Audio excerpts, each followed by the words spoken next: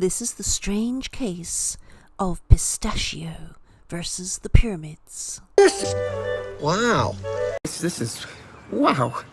Well, this is, wow. This is just wrong. Over the past few weeks, there have been two stories in particular that have caught my attention at the same time. What were they doing? And particularly the relationship between them. So one is about the discovery of what might be a vast, huge underground city underneath the Giza pyramids. I mean, how cool is that? And the other is a pistachio-filled chocolate bar from Dubai that's just apparently just everywhere. But here's the crazy part that caught my attention. So think about like the impact of this incredible city underneath the pyramids and a pistachio ice cream. The pistachio chocolate bar. The chocolate bar has millions more views and shares and comments than this possibly mind-blowingly history-changing discovery. See, that's just wrong. And I was thinking, what does that say about us? That I'm sure very delicious, I've not tried it, but a flaky green dessert is dominating the global consciousness more than an archaeological discovery underneath one of the wonders of the world.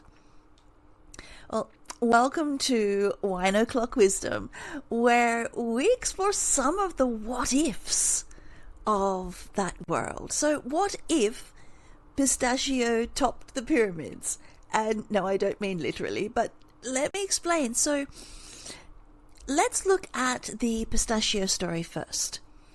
Right, Food and Wine magazine came out and named pistachio the breakout flavor of the year. Why? Because this chocolate bar stuffed with pistachio has gone viral. That's it. But it worked. Brands all over the place are now rushing to add pistachio to everything.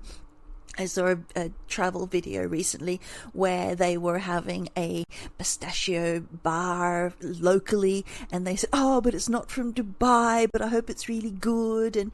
But if you think about it, the pistachio bar, it's ASMR friendly apparently, which stands for Autonomous Sensory Meridian Response, which essentially just says it's really relaxing and it's enjoyable. It looks good in photos and people love a trend they can taste. It's delicious, and when you think about it, it's just dopamine on demand. Now, contrast that with a heading that should have shaken the world. Vast underground city found beneath the pyramids was, variations of the different reports, where a network of structures possibly 6,500 feet deep, containing, who knows, ancient secrets, mysteries we haven't even imagined.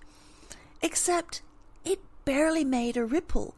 And in some areas, some parts of the internet and some media sections, it wasn't even covered. And one needs to think, why? So yes, there's all these conspiracies and there's this and there's that, but also it's complex. When you think about it, it's something that requires thought.